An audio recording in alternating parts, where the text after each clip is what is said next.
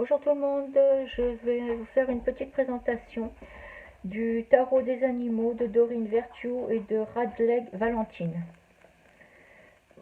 Alors, c'est un tarot, donc il y a 78 cartes. Je crois que si je ne me trompe pas, parce que oui c'est ça, 78 cartes. Donc voilà le boîtier, le dos. On nous dit, saviez-vous que les animaux travaillaient de pair avec nos anges gardiens? Tous les animaux sont porteurs d'un amour inconditionnel, authentique et sincère. C'est pourquoi ces anges guérisseurs nous sont envoyés pour ouvrir nos cœurs à donner comme à recevoir. Ce sont aussi des enseignants spirituels qui nous guident afin d'éveiller notre conscience au monde qui nous entoure. Donc voilà. Il y a toujours le petit bouquin là avec la description des cartes, comment s'en servir, quelques tirages à effectuer, toujours pareil, les petits bouquins. Voilà, voilà le dos des cartes. Et maintenant on va passer aux cartes en elles-mêmes. Donc là on a l'as d'hiver, le panda. Le 8 d'été, le kangourou. Je vais essayer de ne pas être trop long parce qu'il y a 78 cartes quand même. 6 d'automne, le kiwi. La force, le lion des Masaï et l'agneau. L'expérience de vie, le coucou. Hop, on va centrer un petit peu. Hop. Le roi d'été, chaleureux, dévoué, aimant et fidèle, le pingouin. La reine d'hiver, expérimentée, autonome, brillante et amusante, le léopard. Le 2 du printemps, le pélican. 5 d'hiver, le collier. L'impératrice, le lapin angora. Le 2 d'automne, le chat abyssin. La reine d'automne, réfléchie, bienveillante, créative et ingénieuse, le lièvre belge. Le 9 d'automne, le chat ragdoll. La reine d'été, compatissante, aimante, généreuse, clairvoyante, le cygne. Le rêveur, le chiot berger. Le monde, berger des Shetland. Le roi de printemps, inspirant, théâtral, ambitieux et sage, le roi du Katanga, pardon, c'est un peu compliqué. Le 4 d'automne, l'écureuil. 3 du printemps, tortue de mer.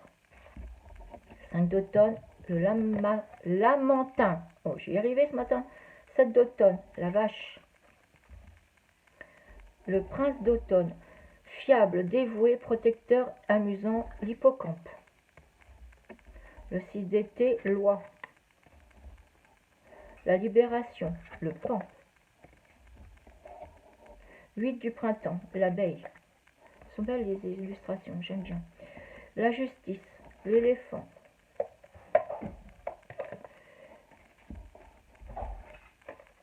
9 du printemps, la gazelle. Le 4 d'été, la tortue de terre. 3 d'été, le colibri. Regardez si c'est joli. L'équilibre, le zèbre. 9 d'hiver, le lion de mer. 2 d'hiver, le teckel. Le renouveau, le raton laveur. La reine du printemps, talentueuse, brillante, indépendante et charmante, le chat persan. Celle-là, ça représente la même que sur la boîte, même image.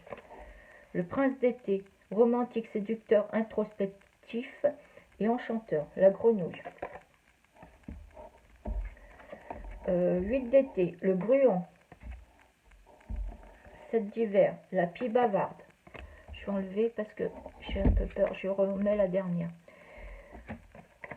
Prince d'hiver, logique, honnête, curieux, princesse d'hiver, excusez.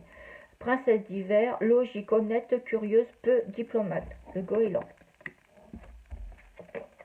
L'as du printemps, le tigre blanc.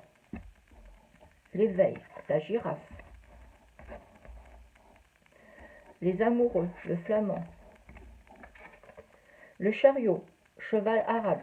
On l'a eu hier, celle-là. Le roi d'hiver, intelligent, impartial, respecté, flegmatique. Baleine à bosse. Le 5 d'été, la libellule. Le 3 d'automne, le caniche miniature. La roue, le renne caribou. La grande prêtresse, la chouette. Le 10 d'été, le chien de prairie. L'ermite, la luciole. Prince du printemps, l'ascensionné, le charismatique, confiant, fébrile. Le dauphin. 4 du printemps, la loutre.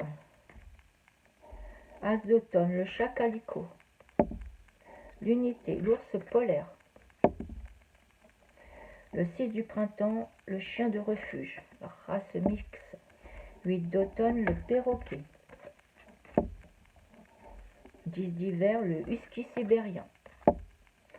Princesse d'automne, enjouée, fiable, intelligente, espiègle, le chat tabi.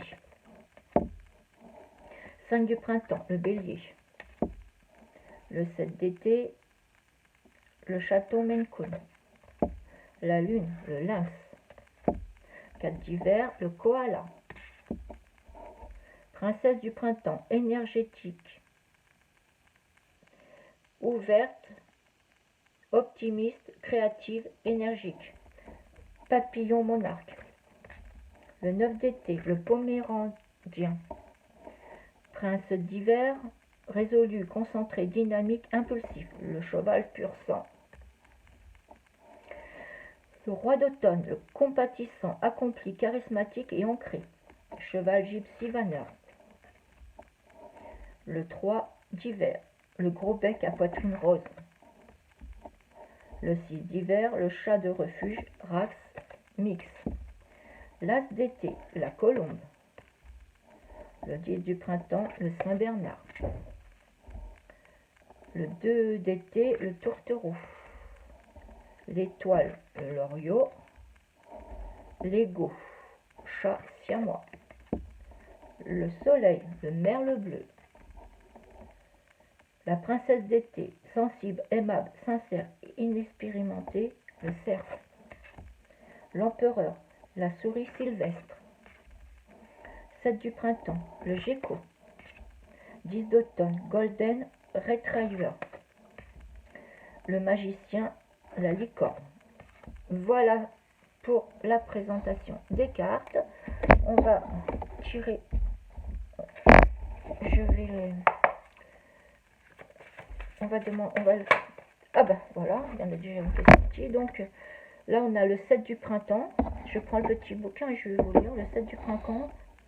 7 du printemps, le gecko. Affirmez-vous, croyez en vous et ne laissez personne vous priver de votre pouvoir personnel.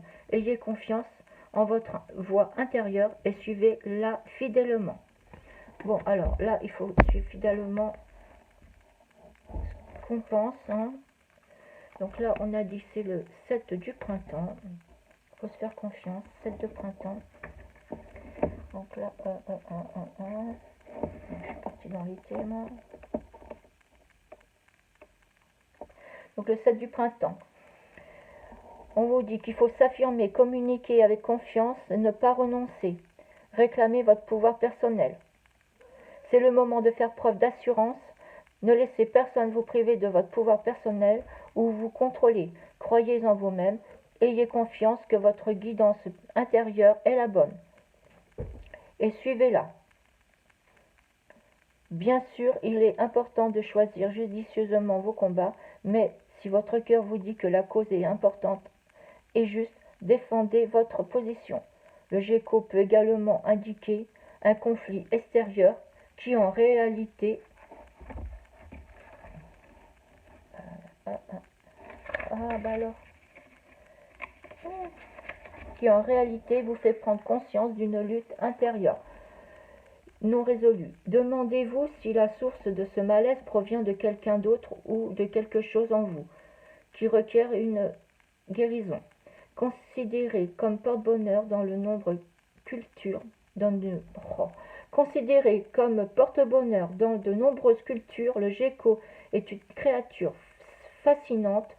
Des coussinets digitaux spéciaux lui permettent de grimper à la verticale, de sorte que rien ne peut se mettre en travers de son chemin. Contrairement à d'autres lézards, les geckos ont la capacité d'émettre différents sons afin de socialiser et de communiquer entre eux. Conformément au message de cette carte, ils peuvent faire entendre leur voix et exprimer leur vérité. Le gecko mue régulièrement et si nécessaire, il peut aussi perdre sa queue pour éviter la capture. Une indication que parfois la bataille n'en vaut simplement pas la peine. Demandez-vous si la présence du gecko n'est pas un signe qu'il est temps de excusez-moi, je suis désolée. Demandez-vous si la présence du gecko n'est pas un signe qu'il est temps de libérer votre vie et vos anciens conflits. Voilà mes amis, voilà la présentation du tarot des animaux, le petit message. Je vous souhaite une très belle journée. Désolée pour le cafouillage, je voyais plus rien. Il y a eu le soleil s'est caché, je voyais plus rien. Voilà, je vous souhaite une très belle journée, je vous dis à très bientôt. Au revoir les amis.